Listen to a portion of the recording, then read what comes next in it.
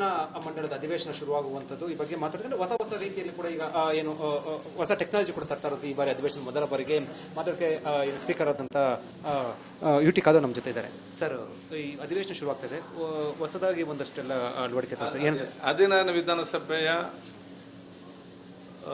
4ನೇ ಅಧಿವೇಶನವು ಜುಲೈ 15ಕ್ಕೆ ಪ್ರಾರಂಭ ಆಗ್ತಾ ಇದೆ. ವರ್ಷದಕ್ಕೆ ಬೇಕಂದ್ರೆ ಅರೇಂಜ್ಮೆಂಟ್ ಎಲ್ಲ ಕೂಡ ನಡೀತಾ ಇದೆ. ಈ ಸಲ ನಾವು ಒಂದು ಹೆಚ್ಚುವರಿಯಾಗಿ ಒಂದು ನಮ್ಮ ಶಾಸಕರ ದ್ವಾರ ಏನಿದೆಯಲ್ಲ, ಅದು ಹಿಂದೆ ಕಬ್ಬಿಣದ ಗೇಟ್ ಇತ್ತು.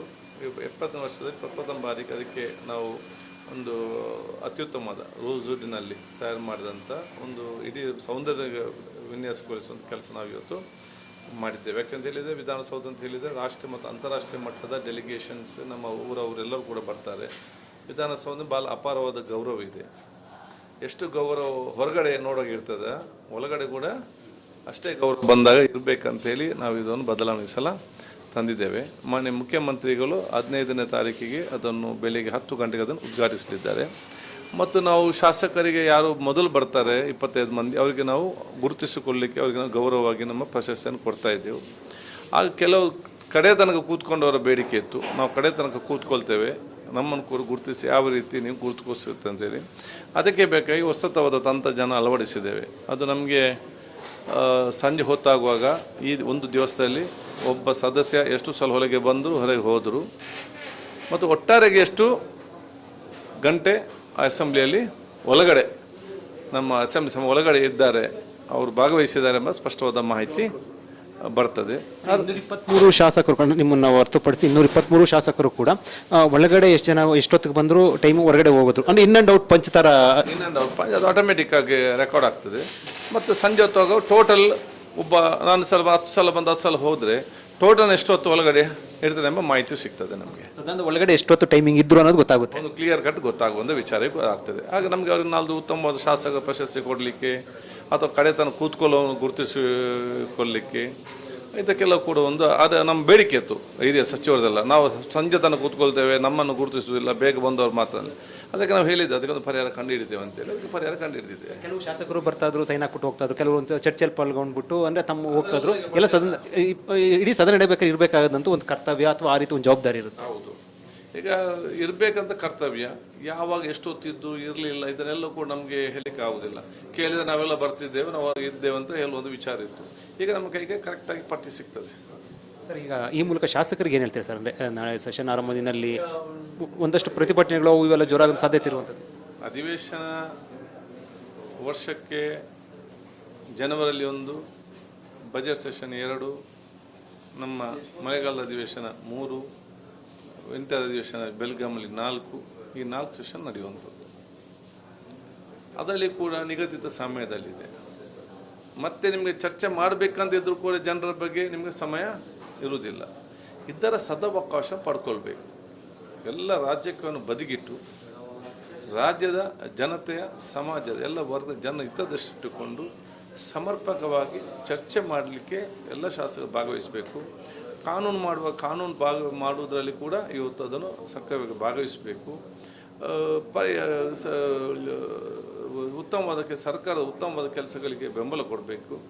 ನ್ಯೂನತೆ ಇರುವಂಥದ್ದನ್ನು ಎತ್ತಿ ತೋರಿಸಿಕೊಂಡು ಅವರನ್ನು ಸರಿಪಡಿಸುವಂಥ ಕೆಲಸ ಕೂಡ ಮಾಡುವಂಥ ಜವಾಬ್ದಾರಿ ಅದು ಪ್ರತಿಪಕ್ಷದ ಕೂಡ ಇವತ್ತು ಜವಾಬ್ದಾರಿ. ಆಡಳಿತ ಪಕ್ಷದವರು ಕೂಡ ಪ್ರತಿಪಕ್ಷ ಕೂಡ ಸಲಹೆ ಸೂಚನೆ ಸಕಾರಾತ್ಮಕವಾಗಿ ಸ್ವೀಕರಿಸಿಕೊಂಡು ಬಹುಶಃ ಇವತ್ತು ಅದಕ್ಕೆ ಅನುಗುಣವಾಗಿ ತಮ್ಮ ಆಡಳಿತವನ್ನು ಇವತ್ತು ನಡೆಸಿಕೊಂಡು ಇದ್ದಂಥ ಏನೋ ಸಣ್ಣ ಪುಟ್ಟ ವಿಚಾರ ಇದೆ ಅದು ಬದಲಾವಣೆ ಮಾಡಿಕೊಂಡು ಜನರಿಗೆ ಪ್ರಯೋಜನ ಆಗುವಂಥ ಕೆಲಸ ಈ ಒಂದು ಅಸೆಂಬ್ಲಿ ವ್ಯಾಪ್ತಿಯಿಂದ ಆಗಬೇಕು ಅಂತ ಹೇಳಲಿಕ್ಕೆ ನಾನು ಇವತ್ತು ಬಯಸ್ತೇನೆ. ಜನರ ಹಿತ ಮುಖ್ಯ ಹೊರತು ಪೊಲಿಟಿಕ್ಸ್ ಅದು ಎರಡನೇದು, ಅದೆಲ್ಲ ಹೊರಗಡೆ ಜನರ ಮತ್ತು ಸಮಾಜದ ರಾಜ್ಯದ ಅಭಿವೃದ್ಧಿ ಮತ್ತು ಸಮಸ್ಯೆ ಬಗೆಹರಿಸುವುದೇ ನಮ್ಮ ಮುಖ್ಯ ಉದ್ದೇಶ ಆಗಿರಬೇಕು. ಅದಕ್ಕೆ ಶಾಸಕರೆಲ್ಲರೂ ಕೂಡ ಭಾಗವಹಿಸಬೇಕು. ಪ್ರಶ್ನೆ ಅಂದರೆ ಈ ಒಂದಷ್ಟು ಸುದ್ದಿ ಆಗ್ತಾ ಉಂಟು, ಅದು ನಿಜ ಸುಳ್ಳು ನೀವು ಹೇಳಬೇಕಾಗಿರುವಂಥದ್ದು. ಪ್ರೈವೇಟ್ ಸೆಕ್ಯೂರಿಟಿ ಸಂಬಂಧಪಟ್ಟಂತೆ ಏನು ಒಂದು ಶ್ವಾನ ಸೆಕ್ಯೂರಿಟಿ ಸಂಬಂಧಪಟ್ಟಂತೆ ಪ್ರೈವೇಟ್ ಕಂಪ್ನಿ ಕೊಟ್ಟಿದ್ದೀರಿ ಅಂತ, ನಿಜನಾ ಸರ್ ಅದು ಅಂತ? ಇಲ್ಲ, ಇದರ ಬಗ್ಗೆ ಚರ್ಚೆ ನಡೀತಾ ಇತ್ತು. ನಾವು ಏನಿದ್ರೂ ಕೂಡ ಪೊಲೀಸ್ ಇಲಾಖೆಯ ಜೊತೆಯಲ್ಲಿ ಅಧಿಕಾರಿ ಜೊತೆ ಕೂತ್ಕೊಂಡು ಚರ್ಚೆ ಮಾಡಿಕೊಂಡೆ ಎಲ್ಲ ಕೂಡ ನಾವು ಅದನ್ನು ಅನುಷ್ಠಾನಕ್ಕೆ ತರುವಂಥದ್ದು. ನಾವು ಚರ್ಚೆ ಮಾಡಿ ಬೇರೆ ರೀತಿಯ ಚರ್ಚೆ ಇವತ್ತು ಮಾಡ್ತಿದ್ದೇವೆ. ಯಾಕಂತ ಹೇಳಿದರೆ ನಮಗೆ ಘಟನೆ ಆದ ನಂತರ ಯಾರು ಮಾಡಿದ್ದು ಹೇಗೆ ಮಾಡಿ ಪತ್ತೆ ಹಚ್ಚಲಿಕ್ಕೆ CC ಕ್ಯಾಮರಾ ಇರ್ತದೆ. ಆದ ನಂತರ ಇದನ್ನು ತಡೆಗಟ್ಟಲಿಕ್ಕೆ ಏನು ಮಾಡಬೇಕು? ಒಬ್ಬ ಬರಬೇಕು ಹೆದರಿಕೆ, ಒಬ್ಬ ಒಂದು ರೀತಿಯಿಂದ ಏನಾದ್ರು ಮಾಡಬೇಕಂದ್ರೆ ಬರೋನಿಗೆ ಒಂದು ಹೆದರಿಕೆ ಇರಬೇಕು. ನಾನು ಹೋದಾಗ ನಾನು ಹಿಡಿತಾರೆ ಬಿಡಿ ಏನಾದ್ರು ಮಾಡ್ತಾರಂತೆ, ಅದು ಹೇಗೆ ಬರ್ತದೆ? ಈಗ ನಮ್ಮ ಮನೆಗೆ ಯಾಕೆ ಕೆಲವ್ರ ಮನೆಯಲ್ಲಿ ಸಡನ್ಲಿ ಎಂಟ್ರಿಗೆ ಹೆದರ್ತಾರೆ ಅಲ್ವಾ?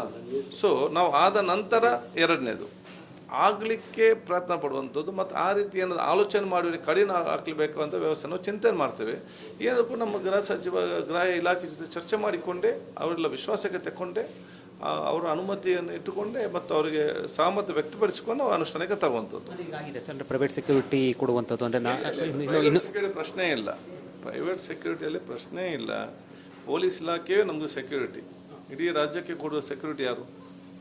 ಇವತ್ತು 90% ಜನರು ನೀವೆಲ್ಲ ರಾತ್ರಿ ಹೊತ್ತು 10 ಗಂಟೆಗೆ ಲೈಟ್ ಸ್ವಿಚ್ ಆಫ್ ಮಾಡಿ ಹೋಗಿ ಕಣ್ಣು ಮುಚ್ಚಿ ನೆಮ್ಮದಿಯಿಂದ ಮಲಗುದಿದ್ದರೆ ಈ 10% ಪೊಲೀಸರನ್ನು ನಂಬಿ ಮಲಗುದು. ಶ್ವಾನ ದಳವನ್ನು ಪ್ರೈವೇಟ್ ಅವರು ಕೊಟ್ಟಿದ್ದಾರೆ ಅಂತ ನಿಜನ ಸುಳ್ಳು? ಸೆಕ್ಯೂರಿಟಿ ಕೂಡ ಎಲ್ಲ ಕೂಡ ಪೊಲೀಸ್ ಇಲಾಖೆಯವರು ಮಾಡೋದು. ಇಷ್ಟು ವರ್ಷ ಅವರು ಮಾಡಿದ್ದಾರೆ, ಚೆನ್ನಾಗಿ ನಿಭಾಯಿಸಿದ್ದಾರೆ, ಇನ್ನು ಕುಟುಂಬ ಅವರೇ ಮಾಡ್ತಾರೆ. ಶ್ವಾನದಳಕ್ಕೆ ಸಂಬಂಧಪಟ್ಟಾಗೆ ಒಂದು ವಿಶಿಷ್ಟವಾದ ಒಂದು ಶ್ವಾನದಳ ತಂಡ ಇದೆ.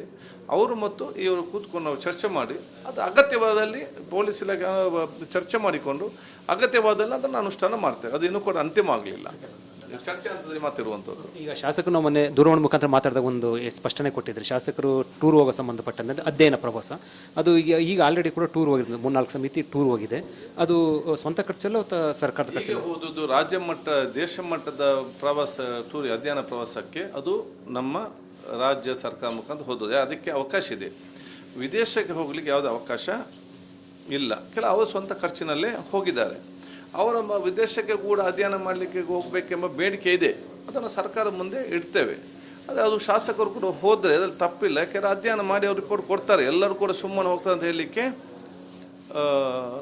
ಆಗುವುದಿಲ್ಲ. ಎಲ್ಲ ಅಧಿಕಾರಿಗಳು ಹೋಗ್ತಾರೆ, ಇನ್ನೊಬ್ಬರು ಹೋಗ್ತಾರೆ, ಶಾಸಕರು ಹೋಗಬಾರ್ದು ಅಂತೇನಿಲ್ಲ. ಅದಕ್ಕೆಲ್ಲ ಸರ್ಕಾರ ಮುಂದೆ ನಾವು ಏನದನ್ನು ಅವರ ಬೇಡಿಕೆಯನ್ನು ನಾವು ಮನ್ನಿಸ್ತೇನೆ. ಶಾಸಕರನ್ನು ತಮ್ಮ ಕುಟುಂಬಸ್ಥರ ರೀತಿ ನೋಡಿ, ವೈದ್ಯತನಕ್ಕೆ ಯಾರಿಗೂ ನೋಡಬೇಡಿ. ಈಗ ರಾಜ್ಯದಲ್ಲಿ ವಿದೇಶ ಪ್ರವಾಸ ಅಂದರೆ ರಾಜ್ಯದ ಪ್ರವಾಸ ಅನ್ನೋಂಥದ್ದು ಗ್ಯಾರಂಟಿ ಯೋಜನೆಯಿಂದ ಒಂದಷ್ಟು ದುಡ್ಡೆಲ್ಲ ಕೂಡ ಬೊಕ್ಕಸ್ಗಾಗಿದೆ. ಇಂಥ ಸಂದರ್ಭದಲ್ಲಿ ಅಧ್ಯಯನ ಪ್ರವಾಸ ಬೇಕಿತ್ತಾ ಅನ್ನೋಂಥದ್ದು ಪ್ರಶ್ನೆ ಸಹಜವಾಗಿ ನಿಮಗೂ ಕೂಡ. ಒಂದು ಪಾಪ ಶಾಸಕರಿಗೆ ಎಷ್ಟು ಖರ್ಚು ಮಾಡ್ತಾರೆ ಹೇಳಿ? ಎಷ್ಟು ಆಗ್ಬೋದು ಎಲ್ಲವೂ ಸೇರಿದರೆ? ಅದು ಲೆಕ್ಕ ತಗೊಳ್ಳಿ, ಏನು ಇಲ್ಲ. ಆದ ಕಾರಣ ಬೇರೆ ಎಲ್ಲಿ ಎಷ್ಟು ಖರ್ಚಾದರೂ ಕೂಡ ಯಾರು ಕೂಡ ನೋಡಲಿಕ್ಕೆ ಹೋಗೋದಿಲ್ಲ. ಏನೇ ವೆಚ್ಚಾದರೂ ಕೂಡ ಗಮನಕ್ಕೆ ಹೋಗೋದಿಲ್ಲ. ಶಾಸಕರಿಗೆ ಏನಾದರೂ ಕೊಡುವಾಗ ಸ್ಟಾರ್ಟ್ ಆಗ್ತದೆ. ಯಾಕೆ ಶಾಸಕರ ಎಷ್ಟು ಕೋಪ? ಅವರು ಕೂಡ ಮನುಷ್ಯರಲ್ಲ ನಮಗೆ. ಇದರಲ್ಲಿ ಅವರಿಗೆ ಸವಲತ್ತು ಬೇಕಲ್ಲ. ಅವರು 24 ಗಂಟೆ ಅವ್ರಿಗೆ ಬಿಸ್ನೆಸ್ ಬಿಟ್ಟು ಅವ್ರು ಕೆಲಸ ಮಾಡಬೇಕು. ಇದೆ ನೀವು ಈಗ ಕೊಡುವಂಥ ವೇತನ ಶಾಸಕರ ವೆಹಿಕಲ್ನ ಡೀಸೆಲ್ಗೆ ಸಾಕಾಗೋದಿಲ್ಲ, ಪೆಟ್ರೋಲಿಗೆ. ಅವನ ಕ್ಷೇತ್ರದಲ್ಲಿ ಕರೆಕ್ಟಾಗಿ ತಿರುಗದಿದ್ದರೆ ಅವನು ಸರಿ ತಿರುಗುದಿಲ್ಲ ಅಂತ ಹೇಳ್ತಾರೆ. ಇನ್ನು ತಿರುಗಬೇಕಾದ್ರೆ ಇನ್ನೊಬ್ಬ ವೆಹಿಕಲಲ್ಲಿ ಹೋದರೆ ಈ ಶಾಸಕರಿಗೆ ಮುಲಾಜ್. ಅವರು ವೆಹಿಕಲ್ ನೀವು ಲೆಕ್ಕ ಹಾಕಿ ನೀವು ಕೊಡೋ ಸ್ಯಾಲರಿಗೆ ಸಾಕಾಗ್ತದೆ. ಅದು ಬಿಟ್ಟು ಯಾರಾದರೂ ನಮ್ಮ ಜೊತೆಯಲ್ಲಿ ಶಾಸಕರ ಜೊತೆಯಲ್ಲಿ ಬಂದಾಗ ಅವ್ರಿಗೆ ಟೀ ಕಾಫಿ ಅಂತ ಇವರೇ ಕೊಡಬೇಕು. ಇದರಲ್ಲಿ ಅದು ತಿಂಗಳ ಲೆಕ್ಕ ಹಾಕಿ ಎಷ್ಟಾಗ್ತಂತೆ. ಅದರ ಜೊತೆಯಲ್ಲಿ ಬೆಳಿಗ್ಗೆ ಮನೆಗೆ ಆಫೀಸಿಗೆ ಮಕ್ಕಳ ಫೀಸ್ ಕಟ್ಟಲಿಕ್ಕೆ ಸಹಕಾರ ಬೇಕು. ಆಸ್ಪತ್ರೆ ಇದ್ದಾಗ ಸ್ವಲ್ಪ ಡಿಸ್ಚಾರ್ಜ್ ಆಗಲಿಕ್ಕೆ ಸ್ವಲ್ಪ ಸಹಕಾರ ಬೇಕು. ಮನೆ ಕಟ್ಟಲಿಕ್ಕೆ ಅರ್ಧದಲ್ಲಿ ಬಾಕಿ ಇದೆ. ಅವರು ಸ್ವಲ್ಪ ಆದರೂ ಕೂಡ ಕೊಡ್ತಾರೆ ಮಾನವೀಯತೆಯಿಂದ, ಮತ್ತೊಂದು ಜವಾಬ್ದಾರಿಯಿಂದ. ಎಷ್ಟು ಜಾಸ್ತಿ ಅಲ್ಲದಿದ್ದರೂ ಕೂಡ ಇದೆಲ್ಲ ಕೂಡ ನೀವು ಆಲೋಚನೆ ನಾವು ಮಾಡಬೇಕಾಗ್ತದಲ್ಲ. ಸಲಹೆ ಕೊಡ್ತೀವಿ ಸರ್ ಏನಾದರೂ ಕೂಡ? ಯಾವುದು ಈಗ ಅದು ಸರ್ಕಾರ ತೀರ್ಮಾನ ತಗೊಳ್ಬೇಕು. ನನ್ನ ಅಭಿಪ್ರಾಯ ಹೇಳಿದೆ ಅಂತ ಹೇಳಿದರೆ, ಶಾಸಕರು ಕೂಡ ನಮಗೆ ಮನುಷ್ಯರು. ಇದರಲ್ಲಿ ಅವರಿಗೆ ಬೇರೆಯವರಿಗೆಲ್ಲ ಸವಲತ್ತು ಕೊಡುವಾಗ ಯಾವುದೇ ವಿಚಾರ ಇಲ್ಲ, ಹಾಗೇನು ಖರ್ಚು ಇಲ್ಲ, ಅತಿವೃಷ್ಟಿ ಅನಾವೃಷ್ಟಿ ಯಾವುದೂ ಇಲ್ಲ. ಶಾಸಕರು ಏನಾದರೂ ಕೊಡುವಾಗ ಯಾಕೆ ಸಡನ್ ಆಗಿ ಬರ್ತದೆ? ಅದು ಬರಬಾರ್ದು. ಬೇರೆಯವರು ಕೂಡ ಅವರು ಕೂಡ ಯಾರಿಗೆ ಸವಲತ್ತು ಸಿಗ್ತದೆ ಶಾಸಕರು ಕೂಡ ಕೊಡಬೇಕಂತ ನನ್ನ ಅದೊಂದು ಮಂಡನೆ. ವೇತನ ಪರಿಷ್ಕರಣೆ ಮಾಡ್ಬೇಕಂತ ಸವಲತ್ತುಗಳು ಅಥವಾ TAD ಅವೆಲ್ಲ ಪರಿಷ್ಕರಣೆ ಮಾಡ್ಬೇಕಂತ ನಾವು ಸ್ಪೆಷಲ್ ಬೋರ್ಡ್ನಲ್ಲಿ ನಾವು ಮುಖ್ಯಮಂತ್ರಿ ಗಮನಕ್ಕೆ ತರ್ತೇವೆ ಶಾಸಕರ ಪರವಾಗಿ. ಯಾವುದೇ ವಿಚಾರ ಇದ್ದದ್ದು. Thank you. ಇದು ಸ್ಪೀಕರ್ UT ಖಾದರ್ ಅವರ ಹೇಳಿಕೆ. ಅವರು ಈ ಬಾರಿ ಸದನದಲ್ಲಿ ಒಂದು ಹೊಸ ರೀತಿಯ ಒಂದಷ್ಟು ಹೊಸ ಟೆಕ್ನಾಲಜಿಯನ್ನು ಅಳವಡಿಕೆ ಮಾಡ್ಕೊಂಡಿರೋದಂದರೆ ಶಾಸಕರು ಯಾರೇ ಬಂದು ಹೋದರೂ ಕೂಡ ಪರ್ಫೆಕ್ಟ್ ಟೈಮಿಂಗನ್ನು ಸಂಬಂಧಪಟ್ಟಂತೆ ಕೂಡ ನಮೂದಾಗುತ್ತೆ. ಅಷ್ಟರ ಮಟ್ಟಿಗೆ ಕ್ಯಾಮರಾಗಳನ್ನ ಅಳವಡಿಕೆ ಮಾಡ್ಕೊಂಡಿರುವಂಥದ್ದು. ಕ್ಯಾಮರಾ ಪರ್ಸನ್ ಮಂಜುನಾಥ್ ಜೊತೆ ವಿಜಯ್.